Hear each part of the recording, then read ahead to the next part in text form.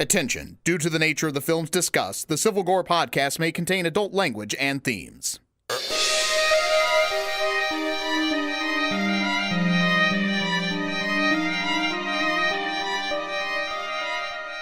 Hey there, everybody. Welcome to episode 46 of the Civil Gore podcast. I am your host, Tim. And this is Brian, and we have a double feature for you today. I think a first ever in Civil Gore history where we've taken just an original movie and its remake, and that's the episode. Yeah, and I've got one kind of similar to this that I think would make another good double feature later on, but I'll talk about that a little bit later on.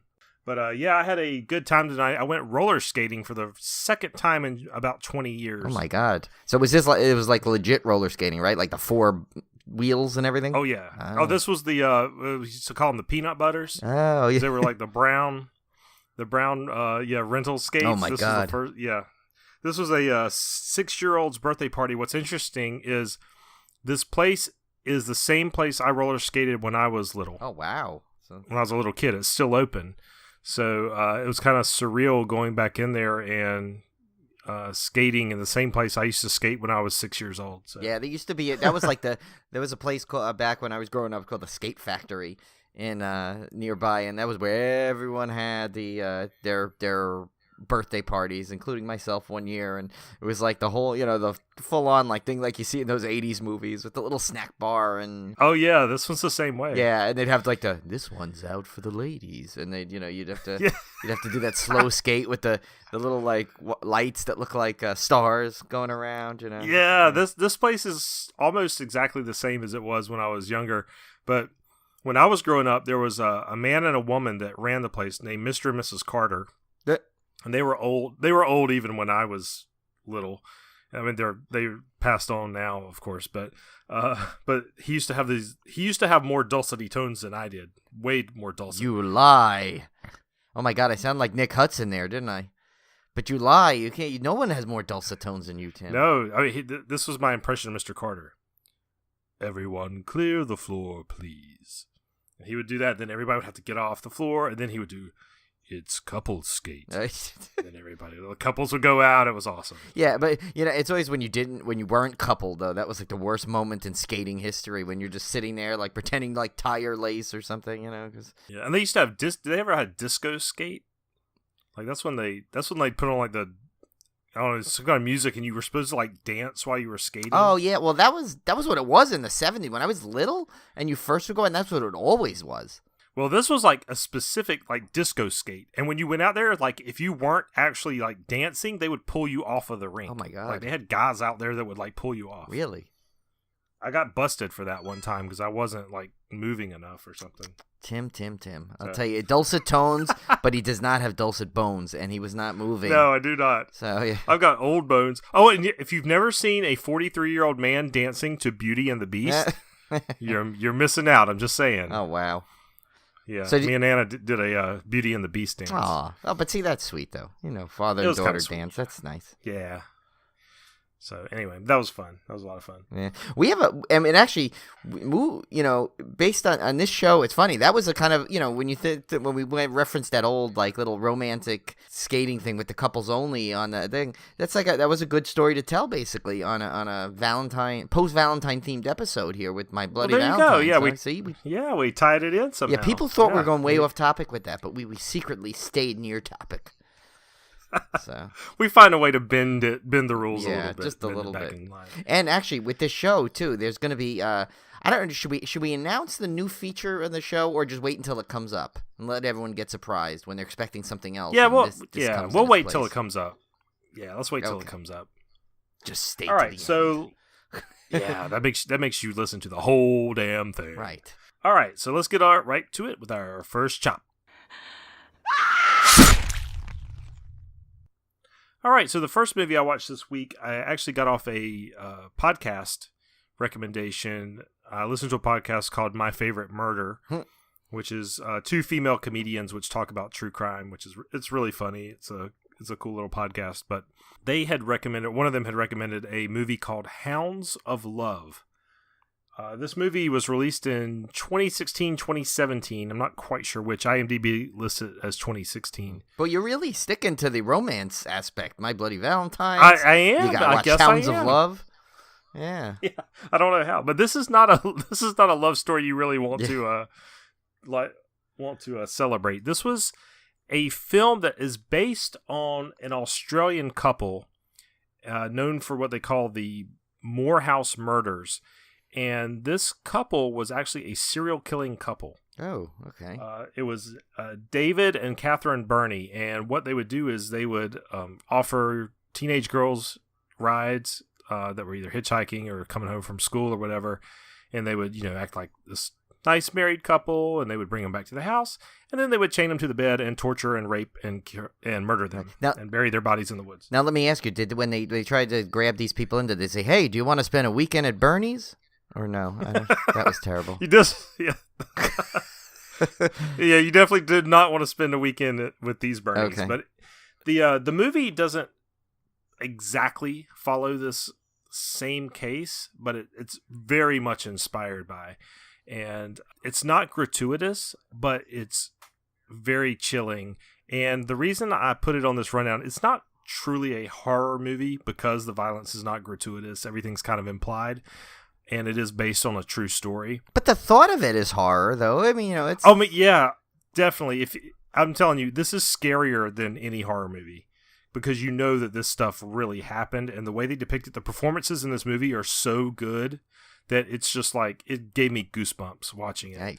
Yikes. It's available on Hulu if you're a Hulu subscriber. I think you'd have to rent it if you're not on Hulu, but I have seen it for like $1.99 for a rental. It's definitely worth it. It's a very, very, I won't say it's an entertaining movie because it's not. It's very hard to watch, but it's very interesting. And the performances, like I said, are just phenomenal. And you'll never hear Knights in White Satin again the same way. Oh, God. Really? Yeah. I'll just say that. So it doesn't have like one of those like Werewolves of London, like the Hounds of Love, or something like nothing like that in there? It's got Knights in White Satin instead? Yeah, I guess moving on from that, from one uncomfortable movie to two, I will say. So thanks to my good co-host here, Tim, I was intrigued and I decided to watch KUSO. And yeah, wow, what the hell? I don't even know what I was watching. Told you. Yeah, it was. Tim had named it pretty much the strangest movie he's ever seen, and that's putting it kindly. And I have to agree. I mean, there's like these random like musical numbers in there and animation and like you said, like literally, I think they hit every bodily fluid. And I mean, not to give stuff away for people that want to watch this thing, but it was just so uneasy to watch it. Like I felt like I had to take a shower after it. Just for the sake, like those boils on everyone's face in there, and I'm just like, oh, and like I don't know, I can't like I don't know what the point. And the weird thing is they did try and tie everything together with one event that happened, but still, it was just like I mean I don't know what that little like weird looking pinhead kid is doing. He's wandering off into the woods and feeding the crap monster out there, and just like, and then he's like. I don't know what with that girl, with the party girl that's hanging out with those fuzzy aliens that like with like TV screen faces. Really, it's like I'm trying to entice you by just saying these random images for people who have not seen it yet. But yeah, you know what? It's free on Shudder, so why not watch it? I guess. But just I'm warning you. Like I see why Tim said he had to watch it in 2 segments because I actually started to doze off, so I kind of broke it up. Thank God for 2 segments because I don't know if I could have watched it straight through. It's not what I'll be buying the Blu-ray for sure. Yeah, and same here. And if I say that, well, what does that mean? What does that tell you? It's like one of those things that watch it once and that's it. But now, based on that. After I watch that, I sometimes when I watch a movie, I'll wait until after I've seen it to read some of the reviews on it because I'm curious to see what other people think, to see if I miss something or if if I'm in agreement in the masses of it. But and I saw someone mention another movie which I only vaguely heard of, and I think it may have been Tim from you when you said you saw this guy at like Mad Monster Party or something, but. So someone said that, it's in so gross out movie, just like the Greasy Strangler. And so I said, Greasy Strangler, that movie sounds hilarious. So I decided to watch that one, which happened to be on Amazon Prime. And another, like, what the F was I watching? This thing was like, I mean, just like, I mean, from everything from deformed male genitalia throughout to eating the greasy foods and just weird outfits. And yeah, it's just, it basically is just about this father and son living together. And they have this, I guess they have this agreement where the son, in order to live with the father, he has to cook for him all the time and these greasy meals. But supposedly there's this guy out there, the greasy strangler, that's like kind of just comes into the movie as like lore that you're supposed to know this.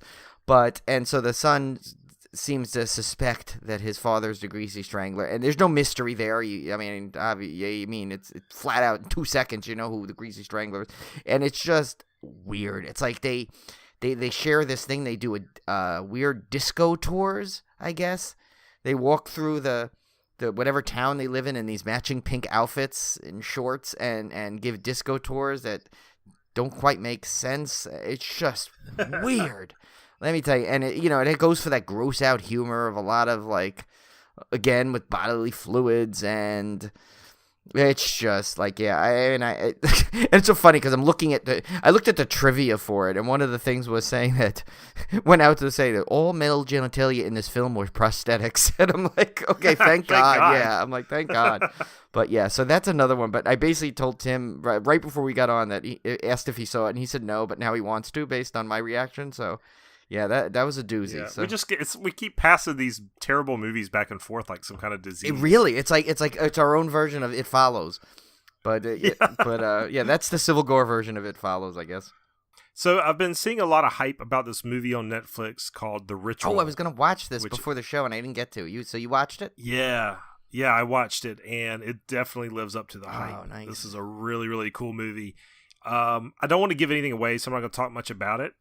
But I'll just say, think Blair Witch, think Monster in the Woods movies, and this is kind of what you get. It's got psychological horror. It's got all these blended elements. It's got characters that you care about. Really, really entertaining movie, and I highly, highly recommend it. Okay, cool. So it's found footage. No, it's not found footage. Okay, so it just kind of plays off of it, though. Okay. Yeah, it's not found footage, and it's not like low budget like Blair Witch either. It's got a decent budget. It's got a good cast. Oh, so nice. Highly, highly recommend. Yeah, we'll talk about it later. Yeah, I was definitely gonna watch that too, and it was funny, but instead I chose the Greasy Strangler first, apparently. But Bad choice. Yeah, so I guess I'm like behind, but it's good though. Tim will make up for his KUSO forced upon me there, but so here's this one, just because I figured we had to stick in the Friday the 13th game because there really wasn't much news this week, but I was playing it a lot over the weekend because it was double points weekend. So, and those are the best weekends to play because you can really rack up the points really quick and level up. And I know I totally forgot about it too. I was going to hop on because of that. I should have reminded you. I was going to remind you, and I just forgot, and I was playing, and I was pretty much playing around and with as counselors all the time, and I ended up in a final girl sequence because one of the characters, I think I explained this once, I always play this one girl character in it because she has these for some reason she's really quick and she has a good anti-detection kind of stat in her, and then when I rolled a perk to add that to it, she becomes really good in the game. And plus, with obviously being a female character, you can get the sweater that you can't get with a man. So I was playing with this, and normally I never can get car pieces. I'm always sitting there wandering around, and I end up getting stupid things, and never the thing to get the car. So this time I'm within the first few minutes of game, I managed to find the keys to the car. So I was like, oh, okay, that's a good sign because usually the keys are what stops you. You can never seem to find those.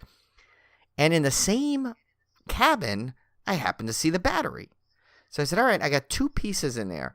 So I'm like, let me see what I could do with this. So I grab the battery and I start to head out towards the car and notice that as I'm heading towards one of these cars, that one of the new updates in the recent updates is they decided when someone drops, they get killed and they drop some inventory, it shows up on the map. And I saw on the map that the gas can was dropped right next to the car. So yeah, so I'm like, oh my God, I got the trifecta, all 3 here. All I got to do is make it over there and, you know, do the little mini game fast enough so I don't set off Jason who's hunting. So through a lot of stuff, you know, like there was a couple times where he was near, so I had to go the long way. So it basically took me the whole game, and I ended up being kind of like, I think there was like a couple of people left, although they were scattered around the map. So I got there, managed to, and the car was in a weird spot that it's normally not in. So I guess Jason really wasn't over there too much because he never booby-trapped the car like usually they do. So I got in there, quickly put the battery in, and I was like, okay, he's not around. He still didn't arrive yet. So then I went to go put the gas can in, finished that, still didn't come around. I couldn't believe it. So I jumped in the car, started driving. But the problem is where the car was an unusual place. So I had to literally go from literally one corner of the map almost all the way to the upper top or the bottom low corner. And anyone playing Friday the 13th knows that, you know, it's not the easiest thing to drive in there. And I'm a terrible driver. Kenny can have to come on and explain that one time when I literally gave him and Cohen a panic attack because I was driving and I could not get us out of the woods. But and so I was literally having such trouble navigating because I was really on these little skinny roads going through this map it was the new Pinehurst map to get to the main road to get out of there. So at one point, Jason appears in the middle of my path, and when he appears, he could slam the car down. So he did that, jumped out of the car, and he chased me a little bit, and then I got away. So then I basically went around, tried to get a weapon, and went back to the car. And by this point, I was the last person. He had went and got the other ones. So I jumped in, grabbed the car, and I'm driving, and I guess he lost track of me, and I made it almost all the way to where I needed to go. I was maybe like I could see the end of the map where I needed to get to, and Jason appears and slams the car. So I had to get out again, and literally it was this cat and mouse chase for about 8 minutes. It was crazy. Like, he was standing there, he was coming after me, I was grabbing, and he was trying to do one of these grab kills, so he had me in his grip 3 times, and I escaped. And it was funny because the guy that was playing Jason kept literally sending me messages on Xbox, which I'm not going to read in the middle of it. And so I'm, I didn't know what to do. So I literally just kept trying to go around long ways, and he would sometimes appear, sometimes he wouldn't. And I try and make it back to the car. And as soon as I got back into the car, he'd morph right back in front again. So it was this back and forth thing where I'd get in the car, he'd pull me out, I'd escape, I'd run, and finally it got to the point where I got the 2-minute warning. And I started to run, and I was like, literally, I ran so much that I lost the energy, as you can in this game. And so he was chasing me, and I heard him behind me, and I could see him on the map, and it was literally like I was trying to figure out, I must have had like 18 to 20 seconds left. I just had to get out of his grasp, and literally he was catching up to me, and right as he was about to grab me, boom. The 2-minute, it expired, and I won, and I escaped. Oh, nice. But it was like, I mean, that game really does what it does well sometimes, especially if you get a good Jason and a good player or the counselor, you can get a really cool and entertaining final girl moment to watch. Like, literally where Jason will lunge at the person just moves, and it makes it so if you die early, sometimes you actually still get an entertaining sequence while you're waiting to play again. So yeah, so I just had to share that cool. Because it was kind of fun. It was really like I felt like I was in a movie. It was kind of cool. That's awesome. Yeah. So we have some cool news about the V television series that if you guys grew up in the 80s, you remember. One of my favorites. Yeah, me too. I loved that show. It scared the crap out of me, but I really loved it. And then, of course, I even loved the reboot they did, which was back in the I don't know how long ago was that? It was can't remember now. I mean the original, like, I remember I believe it came to mid 2000s. Was it? Yeah, it was 2 miniseries, right? When it was younger. First it debuted as a one miniseries, then they had a return. They had a second miniseries, and then they went to an actual television series, right? And then the reboot, right? I think is the way it went. That's right. Yeah, the reboot was 2009. I just looked it up. Right. And so, I mean, that didn't have the same magic as the original. But see, what I'm looking forward to this, so they're doing, like, I think a series of films planned. So it's not just going to be one. What'll be cool is if they take all these, like, it's because, I mean, if you think about it, like, the coolest part was that initial invasion scene, you know, like from the beginning of it. So it's like I can imagine this like with an Independence Day type budget. Like you mix the two together, like the really cool plot of V and mixed with like with the Independence Day effects, and you may have like a really cool invasion sequence in the beginning of this series. So, and of course, you know, if you want to say, well, this is sci-fi, it's not horror. Well, excuse me, but Robert Englund had starred in the original V, so that's how we get there. Plus, it was scary. When you saw the reptilian alien things, like when the first time they revealed that they were actually reptiles underneath. Oh man, I still remember that. It still scars me to this day. And do you know another connection to a horror thing based on one of the actors or actresses in V, the series? No, what's that? Jennifer Cook, who played what's her name in Friday the 13th Part 6, played the sheriff's daughter. She was the daughter. Remember the daughter that kind of had powers because she was a half V, half person. So yeah, I think Megan, that was her name in Friday the 13th. She played Megan, and she was in V there too. So there's a couple of connections there. So we are like just skirting these tangents tonight. You know, skirting the edges of how to get in and out of horror. But yeah. And so our predictions continue to come true for 2018. Oh yes, we are. We have the a rumored awesome Chucky television series, which sounds really cool. Yeah, and you know it's like I remember we like, you know, in this day and age, you know, you're with Netflix and Hulu and these binge watching shows. It's like something like this is like so ripe and ready for it, because now we're a horror movie, literally, if it failed in the movie theater, it may just end in light of day. Not that the last Chucky didn't do well, but, you know, obviously it wasn't a theatrical blockbuster. So, you know, and this is better. The original creators are behind this, so you know you're going to get like an amazing series if this comes to fruition. Yeah, well, like 10 years ago, I would have never believed something like this could work. But now, I mean, look at all the, you know, you've got the Psycho, Bates Motel, the Exorcist TV series was good. You had Ash vs. Evil Dead, which is awesome. So we've had a proven track record that these series based on horror movies can actually work. So I have no doubt that a Chucky TV series could be really, really cool. Yeah, no, I'm actually really excited for this. So, and hopefully it'll get announced in time for our summer slaycation, and we can give like a little preview or something. Oh yeah, that'd be cool. So, and one more final announcement. I remember I did my little venting phase a couple of episodes ago where I had talked about, you know, Altice, who's the owner of you know, Optimum and Cablevision in my area. So after many years of being a loyal Optimum customer in one way or another, I am no longer. I have finally moved on. I have gone to Fios, and today is the first day we've gotten it. So this is the first Civil Gore presented in Fios Vision, I guess. So so my Stars is back, my Cinemax is back, and I don't even know. I have not had time to really explore all the channels yet, but well, hopefully the Cowboy channel is back.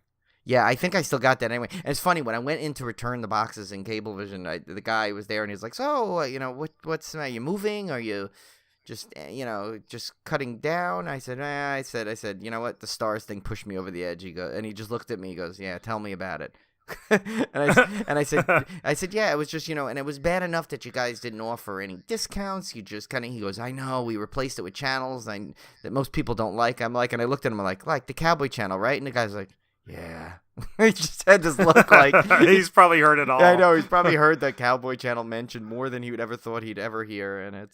But yeah, so I don't know, maybe the Cowboy channel's still on Fios. I don't know, I never looked. I really don't think that was anywhere remotely near a priority.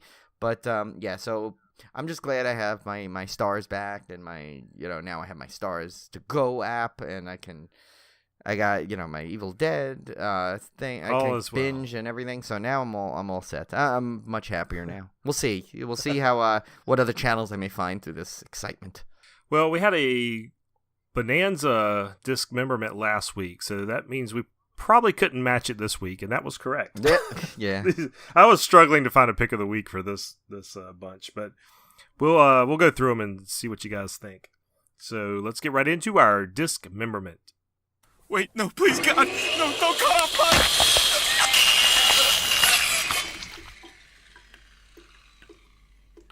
All right, these are the Blu-ray releases for February 20th, 2018. First up is one that I never caught. I caught the original. I think that was kind of a staple of the video stores back in the day. Yeah.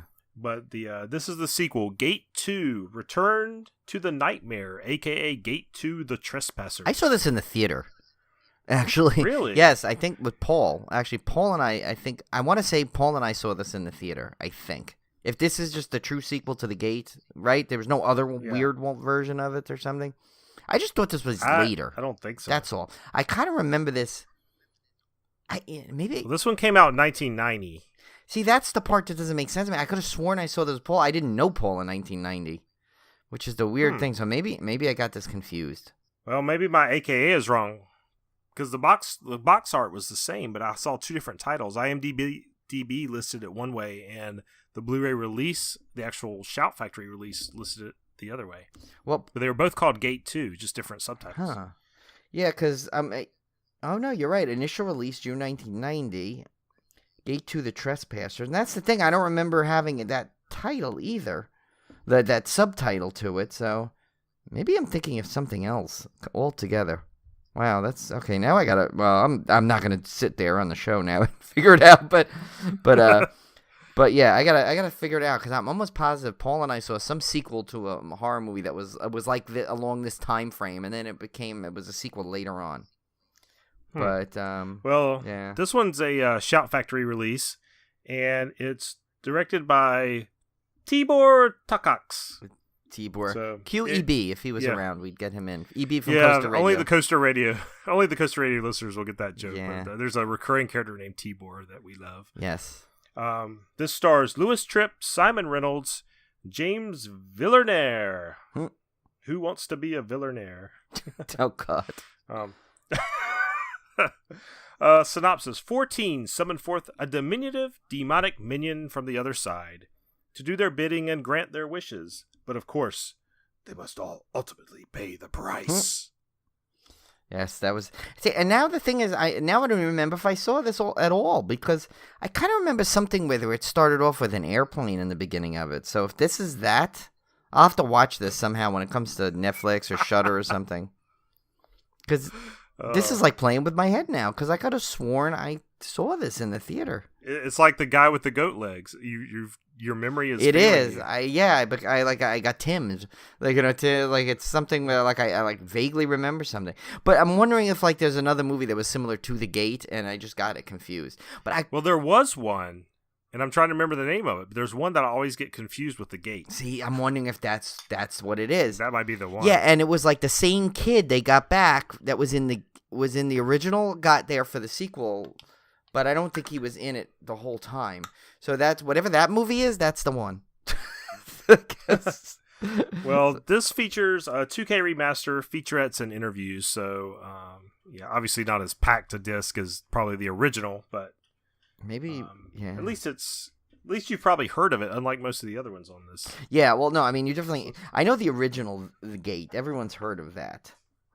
And wasn't that the one? The original Gate was where he had to hit his friend in the eye with the thing, right? His best friend. He stabbed his best friend with the sister's Barbie doll in the eye or something like that. I kind of remember that. And the first one was done by Tibor Takacs too. So I don't know what he's doing. Tibor Takacs got a whole nother double life here going with his movies. I don't know. well, I'm gonna get back to you guys on that. I'll find out of that one. But we'll move on to Tim's next one here. Yeah, the next one's my pick of the week, and I haven't seen it. I'm just going by the fact that it's a William Castle directed picture, so I'm assuming it's worth having. This one's called The Night Walker from 1964. It's another Shout Factory release, starring Robert Taylor, Barbara Stanwyck, Judy Meredith. A woman is haunted by recurring nightmares which seem to be instigated by her late husband, who supposedly was killed in a fire. Interesting. It's so funny. Every time I know Barbara Stanwyck is like this legendary actress, right? But anytime I see her name, all I could think of is Fletch. Remember when that guy, Mr. Underhill's banging the door? He's like, Mrs. Stanwyck! And he's banging on it. He's old man. And so it's like poor Barbara Stanwyck, who's like had this like illustrious career in old Hollywood there, now is reduced to a scene in Fletch to me, even though she had nothing to do with it. And we're off topic, but we're back. Oh yeah, the next one though, this one's epic. Yeah, but this one is actually my pick of the week because of who stars in it. This one's Mom and Dad. 2017 Momentum Pictures, directed by Brian Taylor, starring Nicolas Cage, Selma Blair, Ann Winters. A teenage girl and her little brother must survive a wild 24 hours during which a mass hysteria of unknown origins causes parents to turn violently on their own kids. And all I can imagine is, they said, we got this movie about mass hysteria and people freaking out. Who can we get to star in this? Right. Let me think. We need someone who yells or whispers in the same scene. Yeah. Tim, he probably is a little mad at you because he'd be telling you if he saw this list, he'd be like, the dismemberment's got to be in alphabetical order. A, B, C, D. He and go on. But so this movie, basically you cannot, like, any movie with Nick Cage in it has the potential to be entertaining regardless of what it's about. So that's why it's my pick of the week, because I really haven't, because apparently I never saw The Gate 2. I thought, and but then the other ones are all ones I really haven't heard of, and this one has Nick Cage, so Nick Cage trumps The Unknown. There you go. So. Well, this one is another AKA title. Those are always the best. Yeah, this is a good one too. This one's called Scalpel, AKA False Face, AKA Face Off. I know. See, it's like they're jumping on the Nick Cage bandwagon already. No, year 1977, released by Arrow, and directed by John Grissmer, starring Robert Lansing, Judith Chapman, Arlen Dean Snyder. A psychopathic plastic surgeon transforms a young accident victim into the spitting image of his missing daughter. You know what this kind of... That's kind of weird. It's kind of like a hint of kind of like 10 Cloverfield Lane, with that whole... how John... Goodman kind of saw wanted to kind of like he lost his daughter, so he's kind of making his captor like kind of like a daughter figure kind of thing. So who knows? Maybe they ripped off this. If you want to see a good, really, really good psychoplastic surgeon movie, go find Eyes Without a Face. Oh yeah, I heard about that one. Yeah, that's a great movie. That's a great classic. That one I saw too for our horror challenge. That Patchwork one was kind of like a horror comedy in that kind of same vein, where they kind of like patch three girls together, but they all have their same like their brains are all still there, so they were all like trying to walk along. It's pretty. Oh my gosh, it's kind of cool that one. All right, the next one up is Fatal Premonitions, which sounds like a Skinamax movie. It really or something. does. You remember? Like, they said, like, the Red Shoe Diaries and all those. It totally does. Weird, like, it totally like sounds softcore. Like yeah. Fatal Premonitions. Yeah, anything with fatal in it or premonitions in it usually can be twisted around into Skinamax. Yeah, but then you put them both together and it's like, oh, bam. Yeah. This one's from last year and it's released by SRS Cinema Exclusive. Another one of those. Directed by Matt Watts, starring Kyle Valmassey, Sarah French, and Jake Blackmore. I love this synopsis. Yeah, this looks like a good one. Carl is a troubled young man. He has survived an attack from a masked killer, endured sleepless nights haunted by terrible apparitions, and been the target of demonic possession. In an attempt to get his life back together, Carl seeks the help of a therapist to work through his issues. But as he relives his ordeal, he realizes his struggle may not be over. It was like Split. Poor guy. Yeah, he's been stalked by like all the horror tropes, the masked killer, ghost, and demons. He's like the ultimate victim. Yeah, and but at least he has a therapist. I guess that's a start, right? He knows he's got issues. Yeah, hopefully his therapist is Dr. Loomis or somebody. Oh yeah, that can handle those those masked killers. Speaking of Dr. Loomis, did you see that one of the stills from Halloween where it like was a female character and it kind of looked like she had like a Dr. Loomis-y outfit on, and they kind of teased it and saying, yeah, that's it was forgot what Twitter account tweeted that now. But it was like I saw the picture a couple of times, and it was basically along the lines of like, oh, that's a very Loomis sweater or something. And so I'm wondering if like a descendant of Loomis is in this, what we kind of thought may happen. So that'd be interesting. Yeah, that would be cool. And then you saw the I don't know if you guys saw they were like Nick Castle was like totally like teasing this film. Like there was another shot today of pictures of all the knives. And one bloody one, and then there was one cool. where you saw like it was inside the house, and you could see the shape of Michael Myers standing there. No pun intended. Like there was a shape of a shadow on the wall. There's a shadow. Oh man, yeah, that was so cool. They are doing this movie so much fun because they're really teasing it. They're not just like saying it's coming in October. There's the end of it. No, they are. They know that there are people like us that are like just they're drooling hyping for this thing. Yeah. Oh, I cannot wait. This is gonna be a fun ride for up until this release.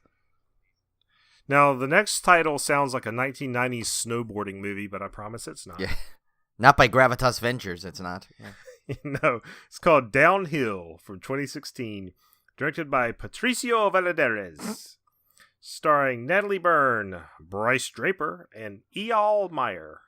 Eyal. Yeah. After his best friend dies in a racing accident, biking star Joe agrees to go back on the wheels for an exhibition in Chile. On a test run with his girlfriend Stephanie, they stumble upon a badly injured man dying from a mysterious virus. You know, you shouldn't stumble over injured people. Right, you should have at least, you gotta watch where you're going. And wait, and this guy's a biking star and he doesn't know how to avoid a person lying on the road? Come on. That's the start of a very bad day for them as they become the target of relentless killers, ready to do anything to keep their secret to go out of the mountains. What? Why is there so much going on in this thing? That's weird. Like the funniest thing though is like it's like I love how they have to tell you that's the start of a very bad day. I love when the synopsis just starts to ramble. Like it starts off strong, it does, and then they just start going going. Oh my god, this is going too long, but I have to keep typing. Like the synopsis went downhill. You know, it just kept. It was it actually did. But the thing is, I got to tell you though, it's like Gravitas Ventures. They always seem to have like whatever their movies they release. There's like this one at least appealing quality to it somehow. Like I kind of want to see like. Because this is only the start of their bad day. Like, I kind of want to see what else ruins their day, you know? Yeah, there's always one little hook that's like, I might kind of want to see this. Yeah. Maybe the twist ending is right at the end, they survive and they go down and then he gets caught for a doping scandal, like Lance Armstrong or something. We'll just have to see. So when you said doping, it made me think of Icarus, which is the one of the best documentary nominees for the Oscars, which made me think of Phantom Thread, which is one of the best picture nominees and the only one I haven't talked about. I will tie this back to horror, so don't worry, but I have not talked about it yet, so I wanted to just briefly mention it. So I did finally see Phantom Thread. It is on the surface one of those movies that regular moviegoers love to hate about the Oscars because it's literally about a 1950s British fashion designer, which sounds like the most boring thing in the entire world. But I am a believer that a good actor can make any topic interesting, and Daniel Day-Lewis is one of the greatest actors of this generation, or our modern generation. So, and he's saying mustache though. And no, I don't care. He was really, really good in this movie. So yeah, he's riveting the whole time he's on screen. He plays this guy named Woodcock. And he's a fashion designer for the wealthy and famous in London, and he works with his sister. But this guy is a complete douchebag. He's eccentric. He's moody. He's snippy. He's rude, and he ends up meeting. You know, he's kind of a bachelor because no woman can stay with him for any length of time.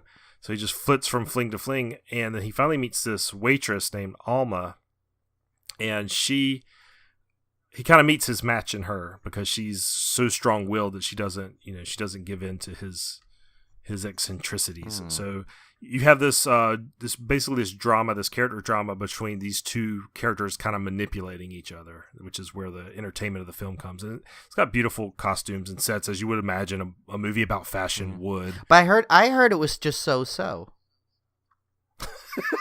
Yes. I think it was tailor-made for you, Brian. Oh, nice. I think it was tailor-made for you. No, anyway, and here's how I'll tie it back to horror. I will give you a hint. There is a phantom in it. Oh, really? all I'm The gonna say. thread. There's a thread. There are a phantom thread. Okay. Nope, there is a phantom, so I can tie it back into horror. Yeah, it's a very dark movie. It's a very somber movie.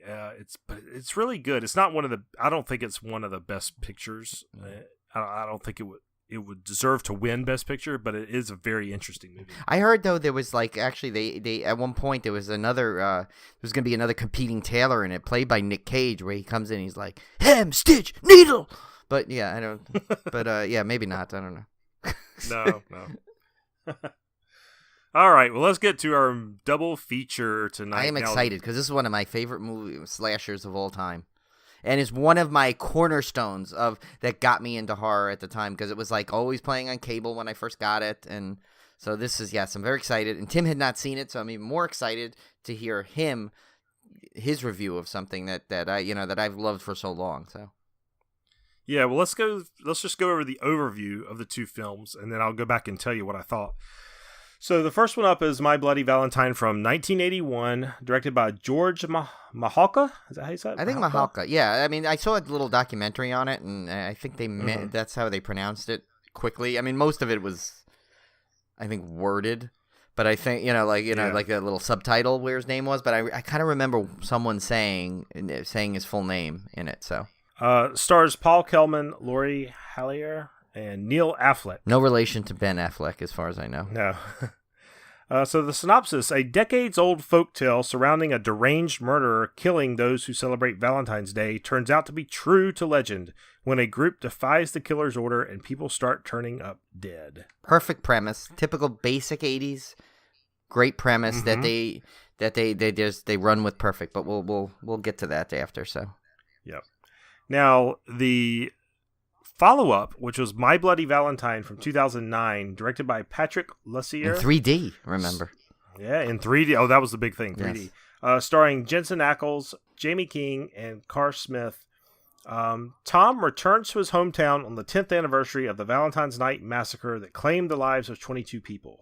Instead of a homecoming, Tom finds himself suspected of committing the murders, and it seems like his old flame is the only one that believes he's innocent. So what is interesting about this follow-up is it's not really a remake per se. No. It's kind of a sequel / reboot kind of. I don't know what you call these type of films. Right, yeah, it's kind of weird. So, like, I mean, I'll get into this a little more when we do the full reviews of the film, but when I being the original was so highly regarded and so close to my heart on it, and a lot of people loved it, and like even I saw Quentin Tarantino, that was his favorite slasher of all time.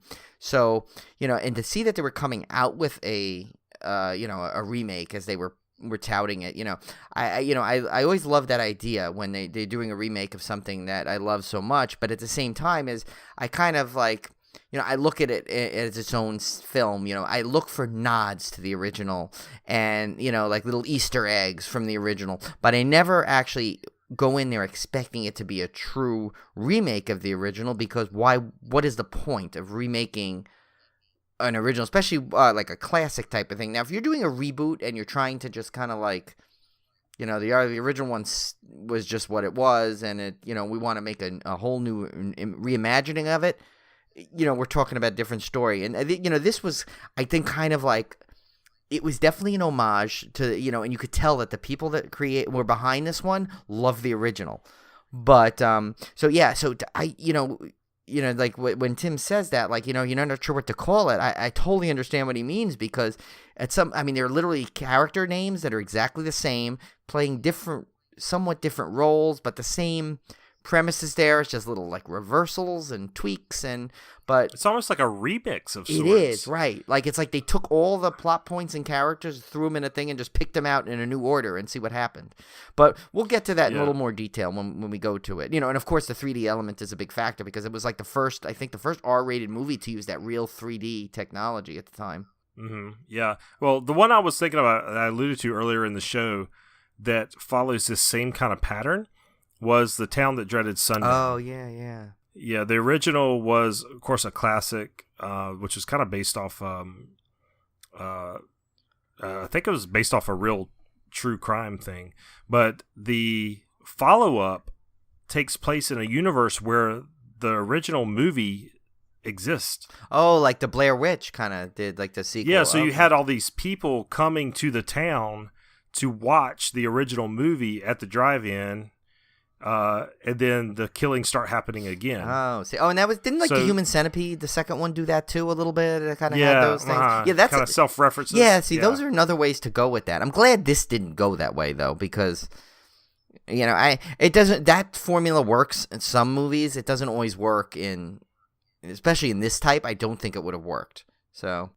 Right. Yeah, but it's kind of the same idea where it's kind of a sequel, but it's kind of a reboot. It's weird. Maybe like Evil Dead 1 and 2, kind of similar, where they kind of like they remade their own movie. Yeah, exactly. So we talked about the original, and then the follow up. So let's go back through and just talk about the original 1981 version. I watched these in order, and I watched them actually back to back. Which is actually, cool. I did too. On Saturday morning, that's exactly what I did. I watched them back to back. Yeah, so I'm gonna let you start. I want you kind of get your review because I'll go rambling on, but I want to get before I say anything about it. I kind of want to hear your true, honest review because in a rare time, Tim and I really did not talk much about this previously to get in before we did this episode. I basically just was telling him, you know, I forgot how good it was, and you know, and he was kind of saying like, oh yeah, I'm looking forward to it. So I kind of I fed off of that and said, you know what, let's not we probably shouldn't just discuss it, and let's get the true honest right here from Tim. So I'm gonna give Tim the floor. Oh, nice. Okay, well, I absolutely loved it. Loved everything about it. It's just a really, really good slasher movie. The kills are good. They're creative.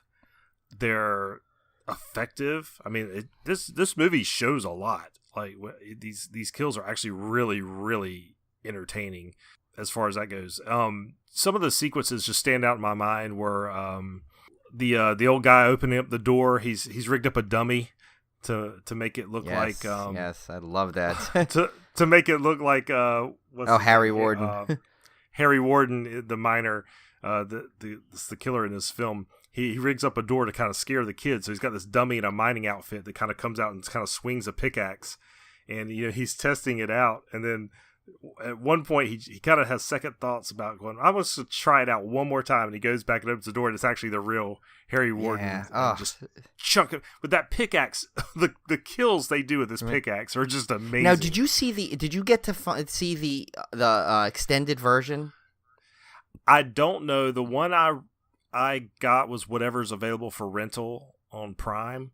So I don't know if that's extended or not. It may not be. Yeah, because the extended version, basically what they did is, and they kind of touched on this in the documentary. They basically, what they did is when they were releasing the special edition on DVD, which I found out is another one of these gems to own, because it's like, I think I saw it used for $65 because of they actually did a full-on restoration of the deleted scenes that they thought were gone for good and put them into the extended version. And when I say extended, it's not too many scenes. Like, I think it maybe, I would say 30 seconds to 45 seconds longer, the movie, just because there's extended more gore shown, because they said that at the time that the special effects guy for this had done stuff that was just not really, you know, was like, you know, pretty good at this. I mean, I know it was right after Friday the 13th, but I got to tell you, this rivals what you saw. Like, if I would have seen this first, like, or if you didn't tell me Friday the 13th first, I would have said, oh my God, they stole everything from this movie. And I don't think they stole anything, because like Tim said, it's like pretty much almost all the murders are kind of with they really used one weapon to really just kind of, I mean, there were other kills not using the pickaxe, but he rarely used other things. He didn't like go around like Jason, who comes out with a weed whacker all of a sudden. Yeah. He pretty much either used what he had there, like I'll use the word for Friday the 13th game though, like an environmental kill, where he used the pickaxe. Yeah. But like the extended version, just to show you, was they showed the graphic pickaxe going up through that old guy's chin and popping out his eyeball. And literally had his eye I did hanging. see that. Yeah, and now in the original, I think you only saw it for like a split second. I think in the extended, you see a lot more of him, and then him kind of dragging it with the eye kind of hanging out. So, oh, nice. I don't know, maybe the one I did see was extended, because I do in particular remember that eyeball. Yeah, and see, I had seen this hundreds of times growing up, because it used to always be on cable, and I loved it, and I always watched it, and I don't remember. When I got this DVD, I don't remember seeing it so graphic with the eye. So you might have seen the event, because Amazon, remember Amazon Prime, it usually, it mirrors what the DVD releases a lot of the times. So in that, Amazon has, like, if they show the box art to the special edition, so you probably did see the extended version. And, it's funny, because you could tell slightly when there's a thing, because it got a little bit grainier, but pretty much as seamless as you can get.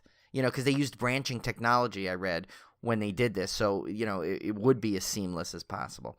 Oh, cool. But yeah, no, and so you're right. So I'll let you continue. But yeah, so I would just want to say that was the difference there, and especially that kill was pretty. That one and the one in the laundry room was the one were the two ones that they really extended. Yeah, well, I'm glad you brought up the laundry room, because I've got the story. I think we talked about it on the last episode after we had recorded. I was telling Brian, because we were talking about this, we were going to do My Bloody Valentine. And I told him I remembered this movie, not because I had seen it, but because I had seen it in Fangoria magazine. Oh, yeah, that's right. And what's interesting is I was trying to place when this happened, because I knew I was little, but I didn't realize how little. I must have actually, let me go into the story first and I'll explain. So when I was really young, I used to go on trips with my granddad. My granddad was, like most grandparents, spoiled me rotten. He would do all kinds of things for me. And I remember we were in a store, and I don't remember where, and I saw this Fangoria magazine, and it had the skull pumpkin from Halloween 2. Do you remember that movie poster art? It had that on the cover. And now that I think about it, it's 1981. It was Halloween 2. 1981 was My Bloody Valentine. This was probably in 81, which would have put me at about 7 years old. 6 or 7 years old, which is about where I think I was. And I begged my granddad to buy me this magazine, right? Here I am, a 6 or 7 year old wanting a copy of Fangoria. So he picks it up, he flips through it. He's like, no, can't do that. I'm like, please, granddaddy, please, granddaddy. Finally, he gives in, he buys it for me. He says, but just don't tell your mom, right? The famous last words of grandparents, don't tell your mom, and then they get yelled at later. I'm 6 or 7 years old. Of course, I pull this thing out. My mom catches it. And I'll never forget, she put it on top of the refrigerator where I could never reach it. Aww. But one of the pictures I remember so vividly was that laundromat scene with the body coming out of the washer or dryer or whatever it was. So cool. But I remembered My Bloody Valentine, and every time I've heard this movie mentioned over the years, I picture that laundromat scene. Yep. So the thing I really liked about this movie compared to a lot of 80s slashers is I never got bored at all. The pacing is so good in this movie. It's just very entertaining. Usually these movies have some just dull spots in them. But this one just never lets up. I never felt bored for a minute. And I loved that you get some camaraderie with these characters, because, I don't know, it's kind of weird. It's like that scene at the beginning where they all come out of the mine. Yeah. And you're the camera's almost in there with them, and you almost feel like you're one of the miners kind of hanging out with them. And you're like, yeah, you all just came out of the mine, and we all work together. And you get that feel established from the very beginning.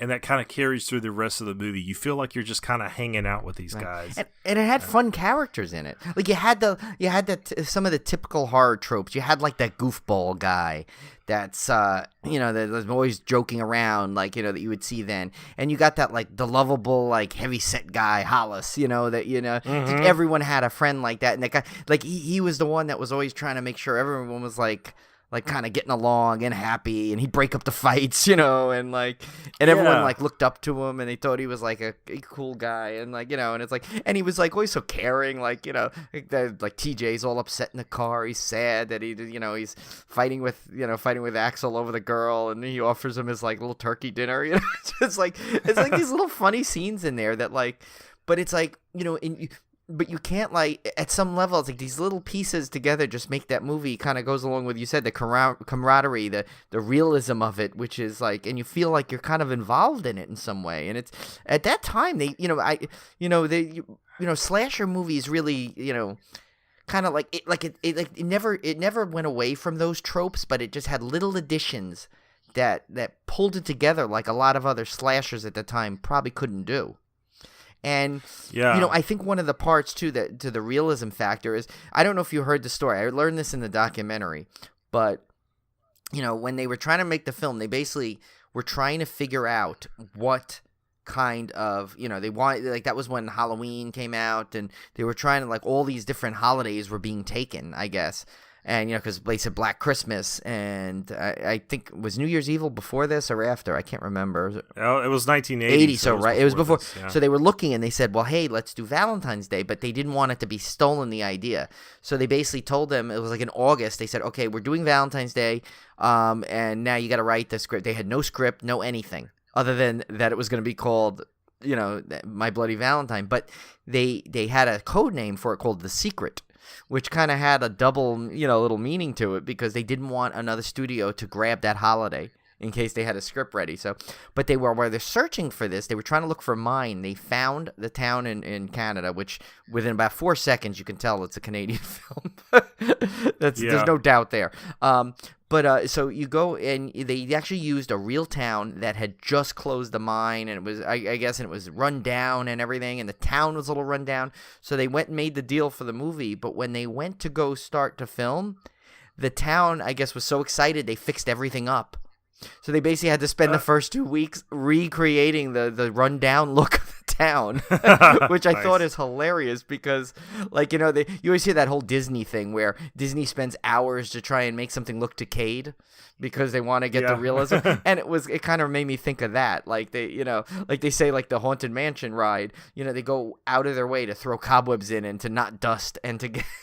So I thought that was hilarious, but they said that was what helped it, because they, like, literally they had the people kind of hanging around the town, and they really got into the town. And another, like, I guess, happy accident, you want to say, kind of added to, like, think the camaraderie and realism feeling you feel in it. Like, you know, it's like that scene when they're all in the bar and they're just hanging out. You know, like, you're like, oh my God, that just looks so fun. You know, it's like, yeah, okay, some of them are about to get pickaxed, but, you know, it's like you still want to be them for some reason, you know?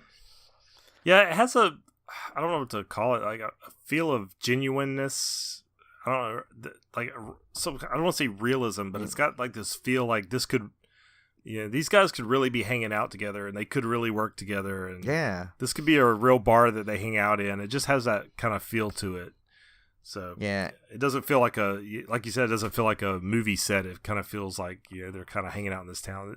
It's all just establishes right at the beginning, and I think it carries through the rest of the movie. Right. And, you know, and it's like, I mean, and it's funny, they really, if you look at it, if you break down the film, it really doesn't have any, you know, an original plot, but it's the way they do it, the way they filmed it, and I guess the actors and the little tweaks they made it seem way more original than it is, almost as if, like, you know, I mean, it followed so many familiar horror tropes, right? You know, like the whole thing, oh, don't do this, kids, or you're gonna, you know, like, and then the kids defy the authorities, and look what happens.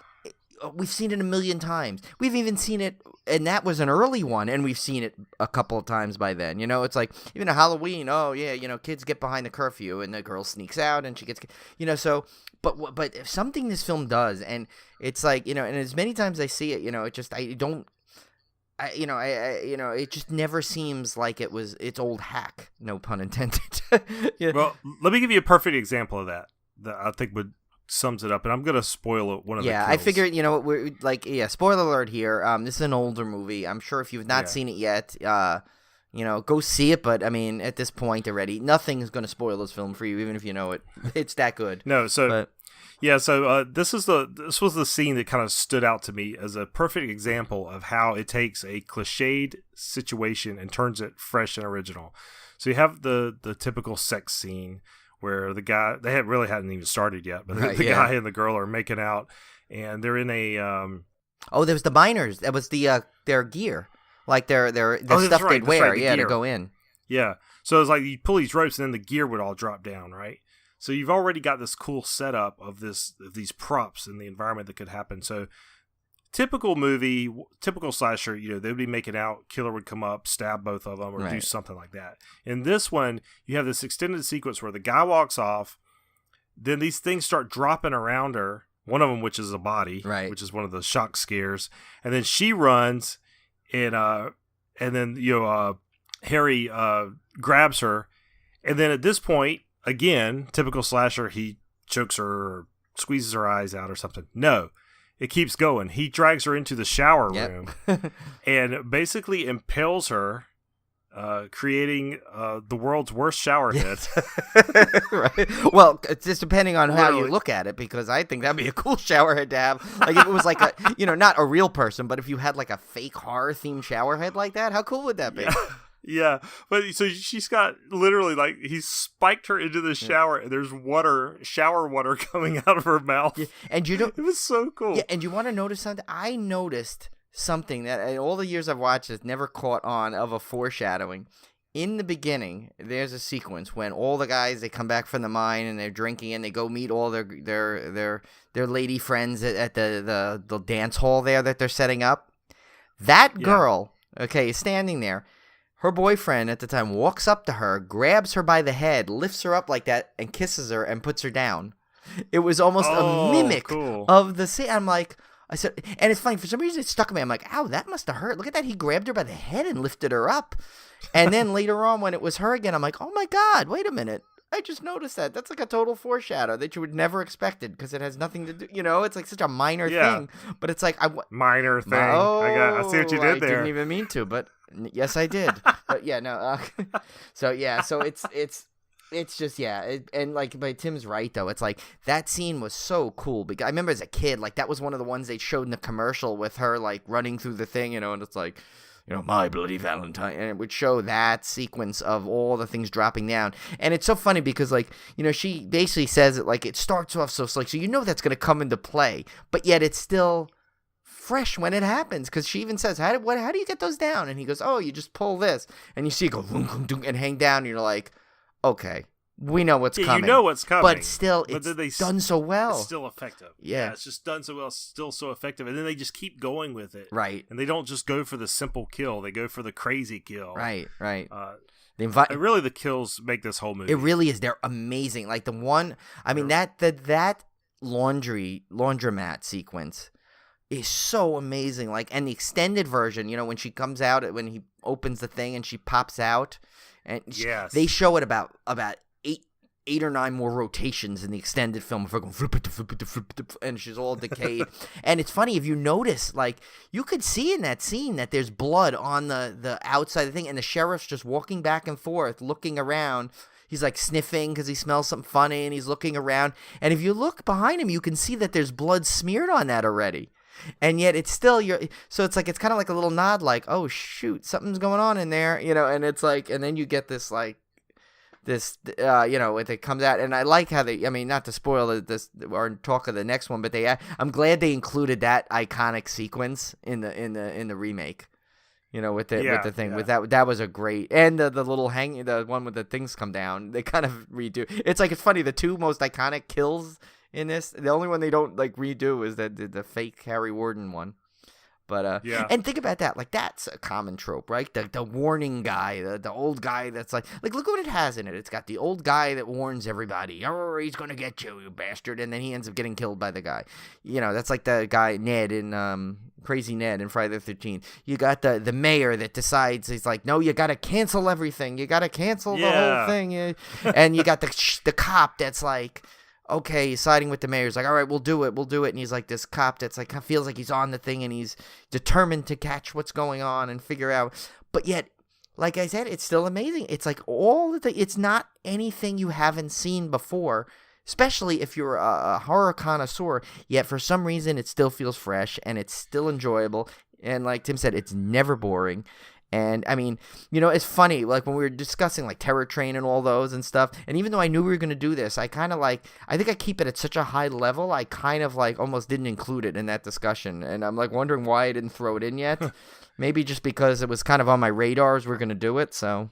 It just boggles my mind that I have not seen this movie before, because I feel like this should be ranked right on up there with all the greats. And I don't hear it mentioned in the same sentence as Friday the 13th and Nightmare on Elm Street and Halloween. I'm not saying it's as good as those iconic movies, but it deserves to be way up in the public perception more than it is, I think, already. Oh, I agree. I mean, there is a huge cult following for it, though. I mean, it's like, when that, like, I was looking back at some of the things, when that release was announced and people were finding out that they were going to restore missing the original gore that was made it, that like kind of made it from an R to an X and the whole thing.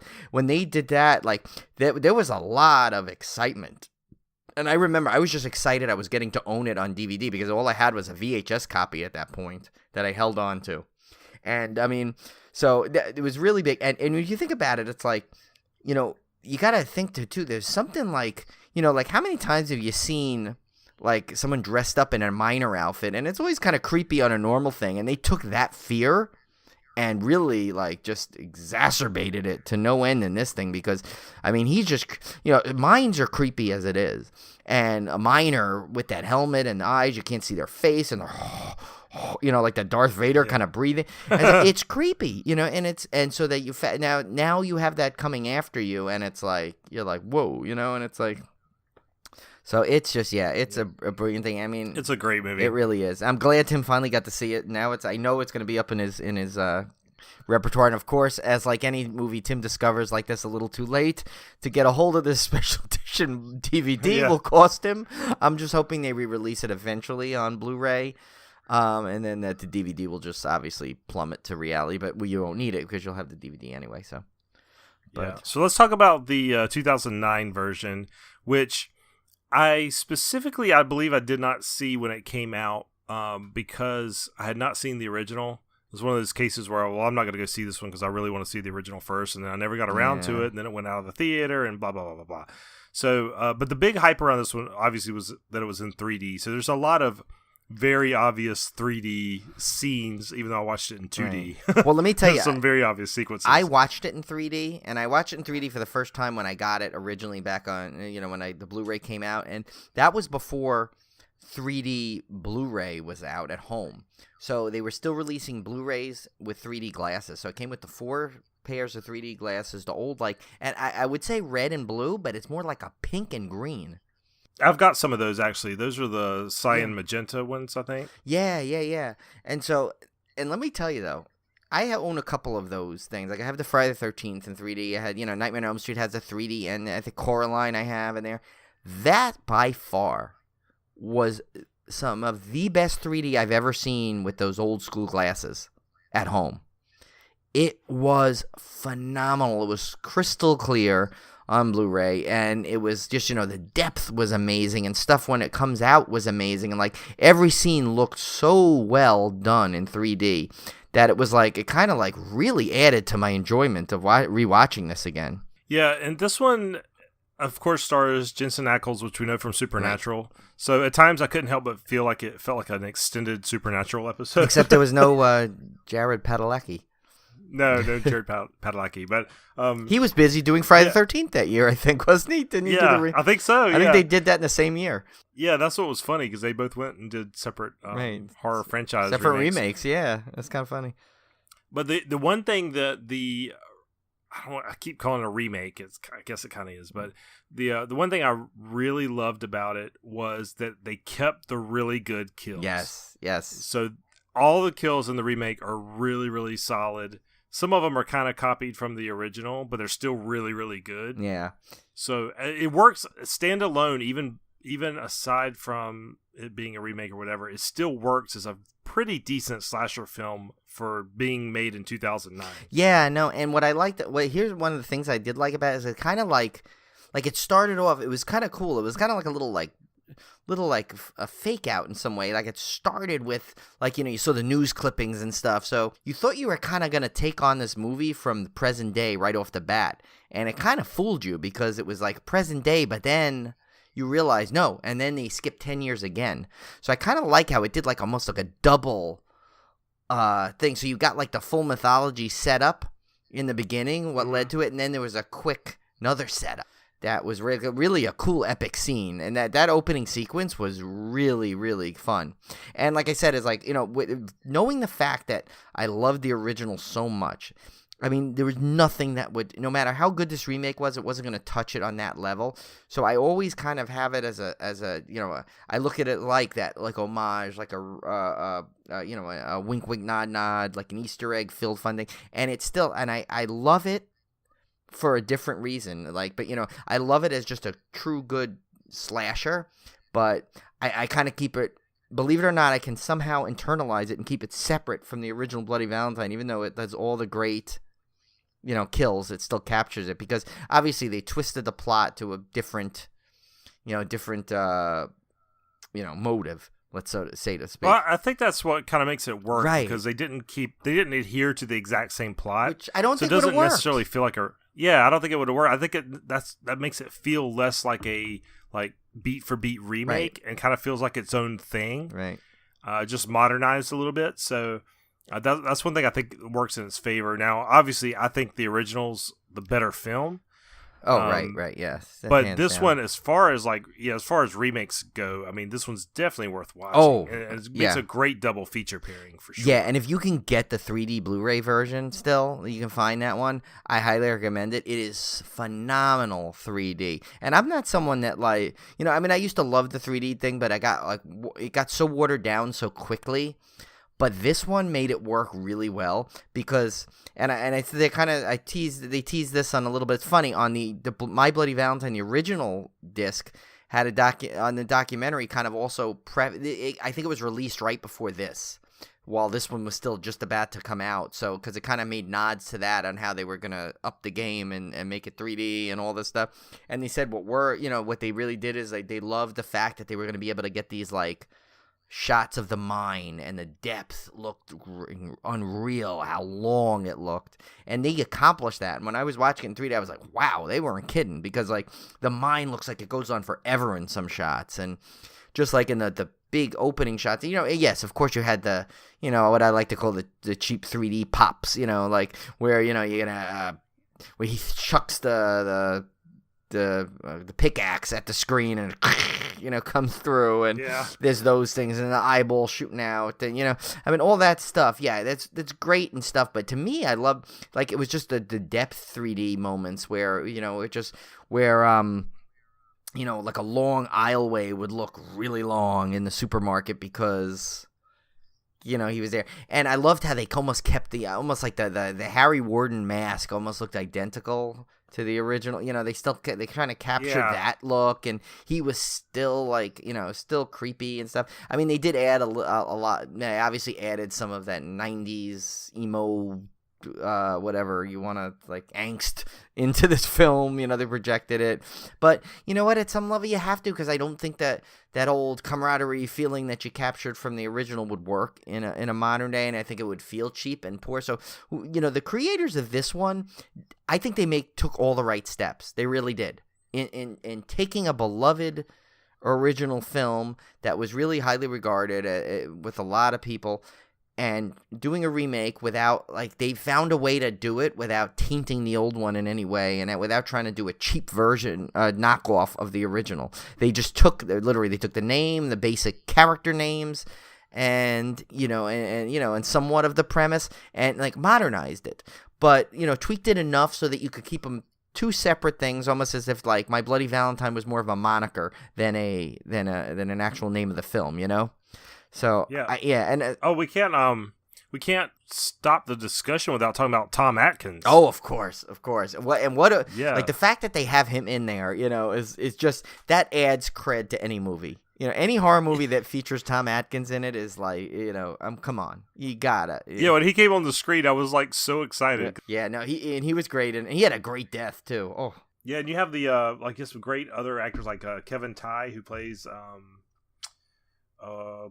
Ben Foley. Yeah. He's always a good character actor. Yeah, and I will say we can't. If it would not be Civil Gore if we did not mention it, probably had possibly the best nude scene in any horror film, like in modern era. It was pretty extended. I will say, yeah, I was looking for it. Yeah, I mean, it was like, and you know, and it's funny. I did actually read something on it that literally that scene was not supposed to be like that.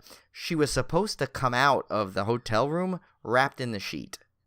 But the thing is, every time they did it, it would kind of fly off and get in the way. So the actress herself said, let's just drop the sheet. So there you go. Yeah, so look at that one. Making people happy and still like, you know, and being proud of her craft. But yeah, no, so I mean, you talk about the 3Bs. This one, like, if you need a benchmark for a 3B film, for Civil Gore, this has got to be it. 3Bs and 3D. I mean, oh my God, think about it. You got the boobs, the blood, the body count, and yes, in the third dimension, no less. So yeah, you can't beat that. So both of those films, I mean, that makes a fantastic double feature. In fact, right? This may be a Valentine's Day tradition from here on out. And I'm so glad you discovered the original too, because it's like almost like if I ever see it, like literally, if I ever see that original version, you know, that DVD, like really cheap or something, I'm just gonna grab it for you. I don't even care. I'm not even gonna tell you. I'm just gonna reach out, you know, just order it for you because I know you're gonna want this one in your collection at some point because it's so fun to watch. I could watch this over and over again and never get bored from it. The original and the new one, actually, I forgot actually how good it was too. So it's like, yeah, it's rare that you get an original that's so good, a remake that's so good. They both can stand on their own to some degree and make a perfect double feature. You're right. Like, I had a ball that morning just watching it because, you know, Julie works on Saturdays. So, like, you know, I had the apartment to myself, and I'm like, all right, I'm going to watch the movies, you know, make sure I watch them. And I, like, had the best time just watching these double features. So, yeah, they were great. It's completely entertaining. I guess there was about 3 hours, I guess, to watch both of them because I think they're probably both about an hour and a half. Yeah, I think it's like an hour and a half for the original and a little over maybe, and I think it's maybe an hour and 40 for the you know. And I watched the mini documentary and some deleted scenes and stuff on some of them, and so, but yeah, that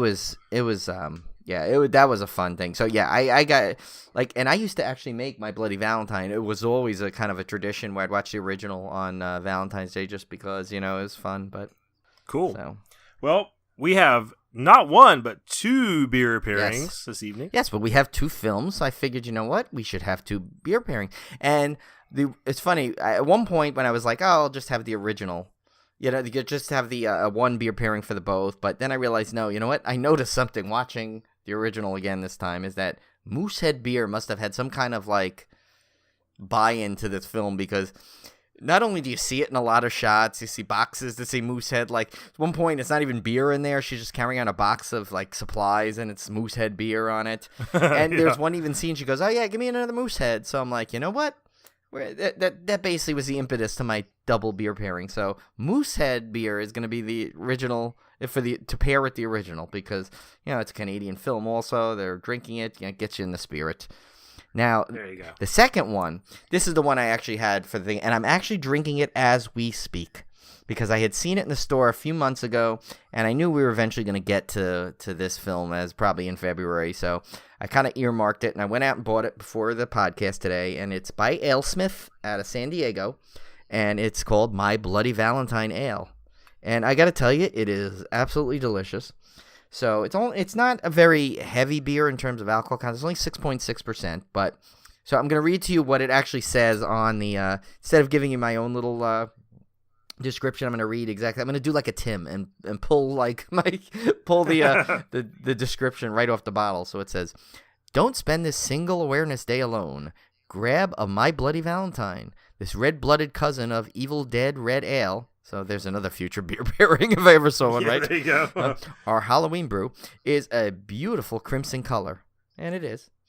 It says notes of caramel, toast, and bittersweet chocolate balance an intense bouquet of floral hop aromas that we know you'll fall in love with.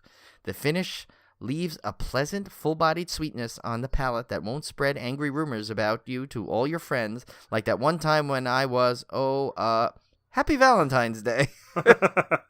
That sounds really good. It is delicious. So if you can't find it in your area, Tim, I will pick you up a bottle. It's actually on sale. It's like $8 for one of those big bottles of it.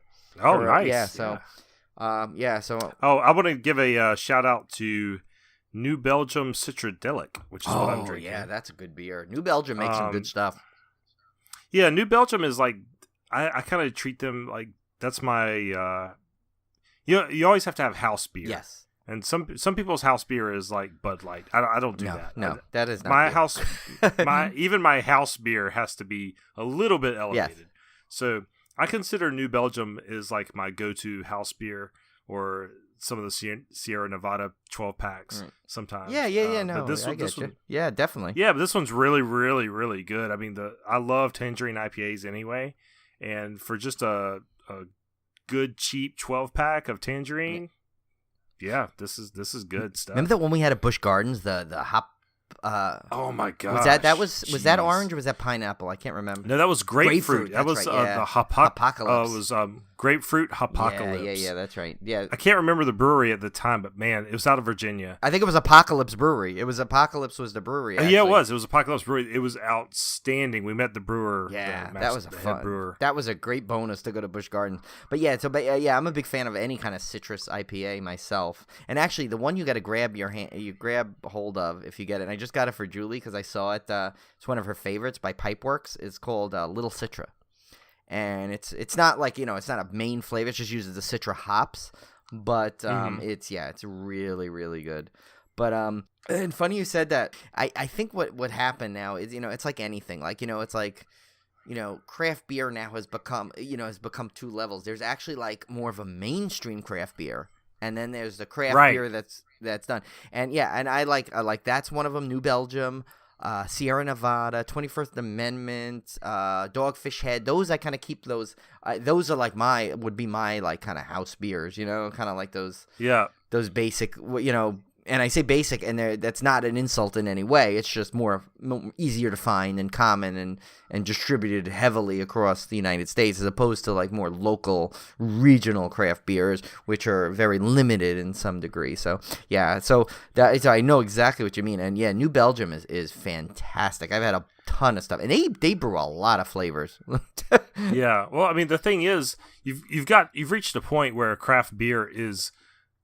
There's a lot of good ones. Mm-hmm. It's not like there's a bunch of crap and then you have a few good ones. It's like there's a ton of good ones, and even the mainstream ones are really, really good. Yeah, it's like not like those. I don't know where to put those. Like, like where do you put the equivalent of like a Bud and a Coors now, because they're so like sometimes some of the craft beers are as mainstream as those now. So where do you put those? I get all these at the grocery store right up the street. Like these aren't.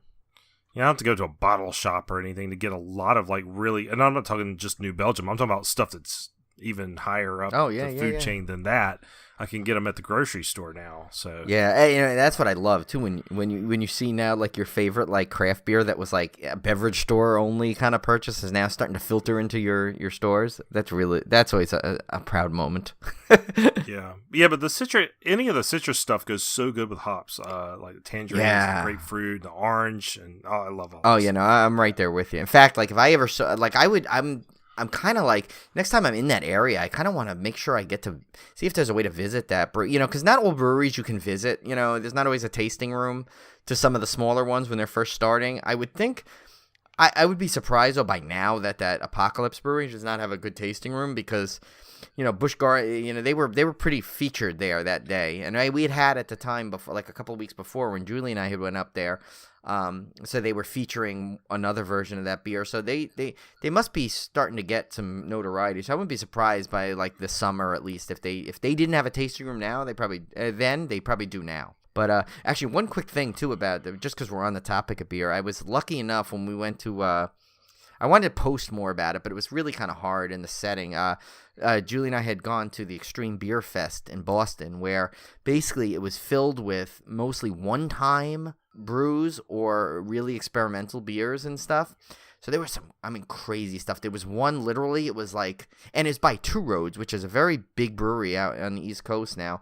And it was something. It basically was balsamic vinaigrette or something, and it literally was oh like, my gosh. but it was like you wouldn't think that would be the most disgusting thing ever. It wasn't. It like tasted like exactly what it said, but it was really good. And there was there was one that had like was infused with like braised short rib. I mean, the crazy stuff. Gosh. But the highlight, and this is the one thing that I said, we must, if there's one thing we hit, it will be this one. And we got there. We got there, and it was started at 6:00. But then we saw the sign right off the bat. It said we're tapping the keg at 7, and that was a Utopias by Sam Adams or Boston Beer Company, whichever one and labeled them as now, from 2009. They had it like sitting in the barrel still. And I guess they opened it up for this thing. So it was so funny. We were there. It was like 6:40 or so. I looked over. There was maybe like 10 people online. Within 5 minutes, the line had like stretched out to like 150 people. So we jumped quickly on it at that point. And we figured, well, let's just suck it up for the next 15 minutes because we don't want to miss this. And they basically came around. It was the only beer I saw that they did this. They thought, okay. It was like they these soup Nazi rules to it. They were like, they are going to just put your glass down when you get there. They are pouring 3 at a time. You are getting 1 ounce pours, and then please step aside and move out of the thing. And when I turned around at this point, there must have been, I would say, easily 250 people on this line. It literally stretched from the area of the beer thing all the way to the back of the thing and around and almost out the door again. And so, and let me tell you, we were like, I would say maybe we're probably a little closer. Maybe we were like 80 or something. As soon as they opened that, within 5 minutes, we were up there and had our glass. They were like jamming. They just had it in pitchers, and they were pouring it literally boom, boom, boom, boom. And it's funny, Julie was a little hesitant at first. She was like, I'm not a big fan of Sam Adams. 29%. It's 29%, that Utopias. 29%. Yeah. Oh my god. So she was just, because technically it's a barley wine. And so, but I'm like, well, you know what? We're waiting on this line. If you don't like it, I'll drink your glass of it, but let's get it. We should get the double we can. So we get it, and I took a sip of it, and I don't know if you're a fan of port wine. I am a huge fan of port wine. It is like the best port wine you'd ever had. It was phenomenal. It was like I was savoring every little sip. It was funny. It was my little 1 ounce pour. I was like, what's his face in the Mallrats with the little Jason. Jason Lee with his little cup of coffee. Remember that he had like the whole time. Yeah. I was like that with my thing, but then Julie actually really loved hers, and I was like, oh. This was so worth the line, so worth the whole hassle for it. And I really should just on another episode prep like the list of some of the beers we had, because we discovered some just incredible breweries and some incredible little samples. Unfortunately, though, the problem is a lot of these are one-time things and they will not be brewed again. But so that's, I gotta say, as much as the stupid handling of the way they did it, because it was freezing cold that day, and they literally, to make the line move fast, they literally had us walk around the entire convention center, which is literally on a pier in Boston Harbor or whatever. So it's like, and it was like, at that point it was at night and it was dark and it was probably like, felt like 30 degrees out. Literally to my hands were frozen to the thing. And we literally made us walk the entire length of the pier around the building and come back in just so they could move the line in faster, which I thought was absolutely ridiculous. Other than that part of it, the beer festival was phenomenal because it had, I think it was like 80 plus breweries and probably over 360 different beers to try. It was ridiculous. My gosh, that sounds fun. It was ridiculous. That sounds really fun. I definitely would. I would definitely recommend the festival, and it's done by Beer Advocate. They host it, so I think. Cool. Yeah, I mean it's pricey in turn, but for what you get out of it, it's 3.5 hours. So if you plan ahead, and Julie had, of course, she had a great little spreadsheet we followed. We tried to get as much as possible. So it was like, but there's 382 plus beers or something like that. So, you're not going to want everything anyway, there's a lot, but they were heavily on stouts and winter beers, which I love. So, yeah. And I know you kind of, you're a fan of those, Tim. So you would probably, yeah, it's definitely something I would put on your kind of like beer bucket list, I guess, down the road at some point. Yeah. Me and Olivia went to one. Actually, Olivia's more into stouts than I am. I mean, she will drink some really like the darkest, blackest, thickest stuff you can find. She loves. And that beer festival we went to, maybe about a year ago, that they were featured really heavily, and she had a ball at that one. Yeah. And Kevin actually did my brother Kevin actually did one of those experimental type beer fests here recently. That's they fun. had on the deck of the battleship here. Oh, that's right. I saw him really say cool. something about that. Yeah. Yeah, that was one that had like a lot of those unique and one-off type brews and stuff. So I really wanted to do that one. That one was pricey as well. It's the only reason I didn't go. But he said he had a blast at that one. We might have to. Maybe we'll have to put this on our radar. We'll meet up and so Olivia can enjoy the stout, because there was one stout. I got to look up the name of it because it was I had pretty much proclaimed it the best stout I've ever had. Yeah, Wow, it was rivals. Like up until that, the previous one was by Alchemist, the one that does Fokelbanger and Hitty Topper had made a stout, but this one I think might have broken that record. And then I had one actually the next day that was at the beer festival. I didn't get to try, but they happened to have it. It wasn't a limited. It was a rotating one, and they had it at one of the bars near the hotel we were at. So I got to try that, and that was right below it. So I have those two on the list. I'll have to send you that for Olivia. But yeah, so maybe we should do that. You drag Kevin down there, and we'll get Olivia can have her stouts, and yeah, she would like that because it's it's based on the winter time. They do very heavy on stouts and porters and stuff. It's nice.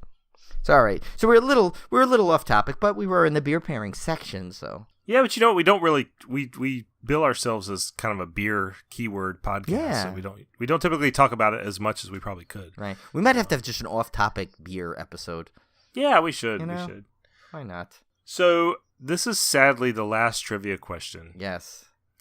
So Brian and I Brian came up with a brilliant idea, by the way. I was instantly on board. Well, thank you. So the trivia question we kind of feel has gotten a little stale because you can just look up these things up on IMDb and whatever. Considering that's where I get most of them.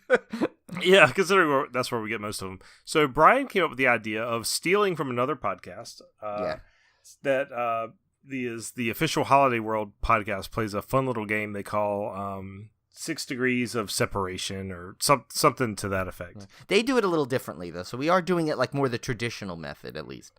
So we're not totally they do kind of they kind of do like 30 years of separation. Yeah. They do all kinds of little flavors of it. Yeah. But first things first, let's go to the last trivia question from last week, which was that Valentine holds one notable distinction related to the Super Bowl. What is it? And that distinction is it was the lowest budget film ever to have a Super Bowl ad.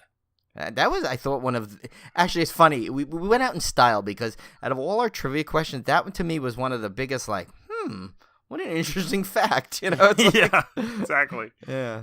So, Brian, I want to let you explain how we're calling it, for now, we're calling it 6 Degrees of Decapitation. Yeah. So maybe we'll come up with a better name. Yeah, that was a quick thought, trying to get like, okay, well, we did, to go on our dismemberment and first chop theme, but we could come up with a different name. So with this early, and obviously, if you guys think that this stinks just as much as our trivia, you can, you have any suggestions, of course, contact us. But so it's kind of going along the lines of, the old 6 Degrees of Kevin Bacon.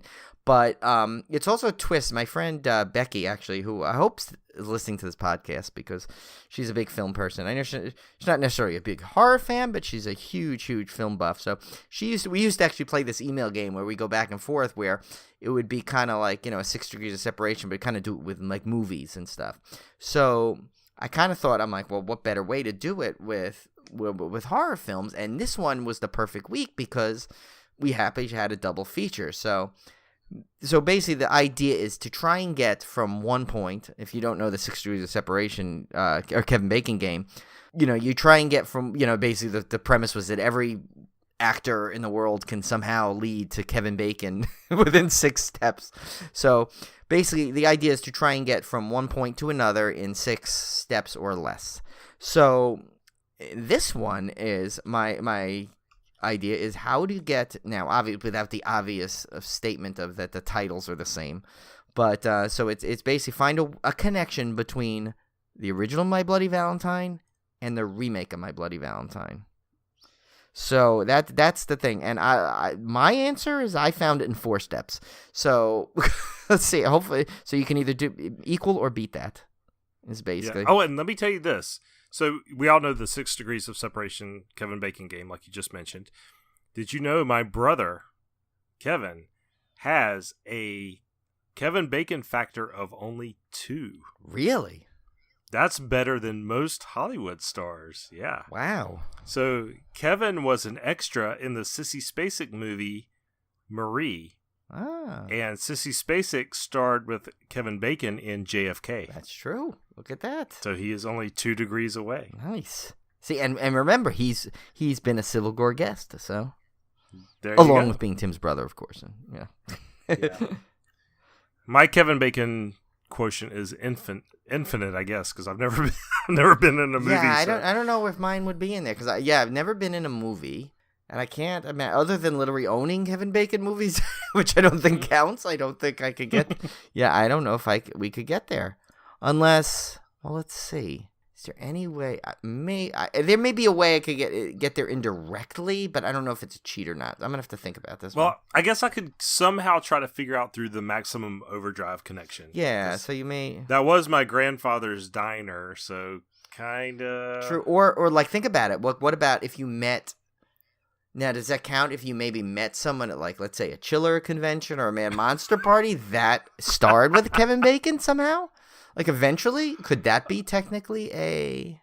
I don't 6 know. degrees? I don't know. All I know is Kevin is legit. Yeah, his is legit. My brother He's is legit. We're like the fringe of 6 degrees of separation. We're like that like you know what? Maybe we should get like a penalty, like 1 step, so we have to do that in like 5 steps, or it doesn't count.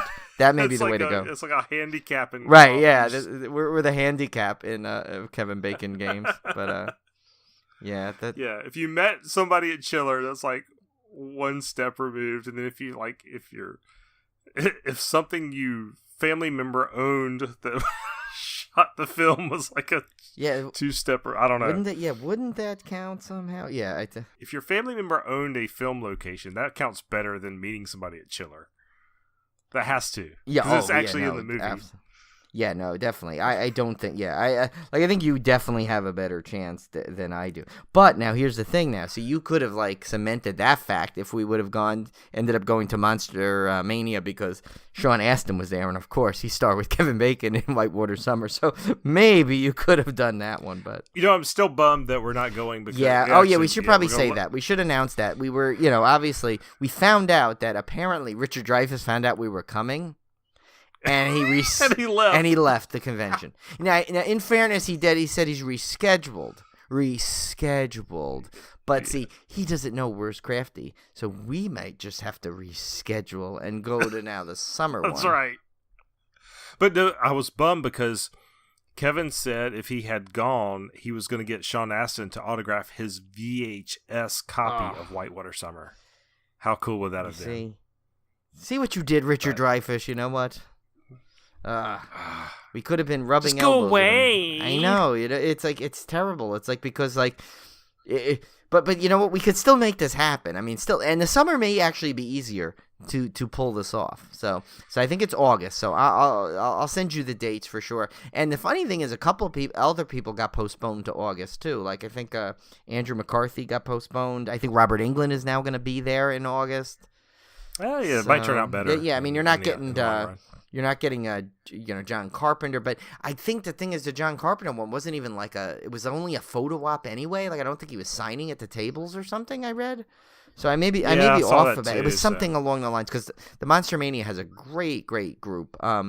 So I mean, I'm like toying with the idea of still maybe going maybe for the day on Saturday, but just kind of just going to check it out. But obviously, it's not going to be the same without Tim going. But we still, because Tim and I usually we'll see each other at least a few times throughout the year. So we might just have to just postpone this trip to August when it's easier anyway for everybody. And so. Yeah, it may turn out to be a blessing in disguise. It may turn out to a better show or a better timing. Yeah. So.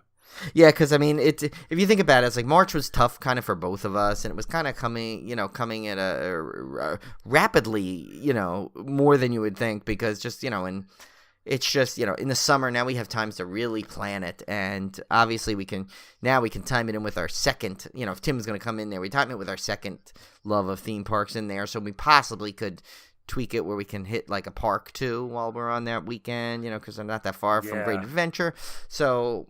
Yeah, so we could definitely you can make this trip even a little bit more epic, possibly in the summer. So All right, guys. Well, we'll wrap it up here. Yeah, we went long. At one point I thought we were really doing well. We started, I think, at 40 minutes when we were into our feature films, but of course we had two. No, we did have two, well. so but we did have two. But yeah, and we don't have that. We do not have a film picked out for next week, so it will be a total surprise for all of everyone. us. Yeah, and it's now it'll still be February, but I think the Valentine's Day. We don't have to make the Valentine's Day the whole month of February. Sorry. Yeah. Should we preview our March theme yet? I think why not? Why not? Because you know what? That'll give us give our listeners actually some time to maybe throw in some suggestions too that they know about. Yeah, so our theme for March, obviously we're thinking of the typical idea of we'll do Leprechaun, for St. Patrick's Day, but we're not going to do that. We're going to do a 4-week focus on Irish horror. So Irish filmmakers, horror movies, and a lot of these, there's some great lists out there that list some really good ones, and most of them I haven't seen. So I think that'll be a good theme for the month. Yeah, and plus, think of the great beer pairings we could possibly have. Oh my gosh, that month, yeah. All right, guys, look us up on Instagram, Facebook, Twitter.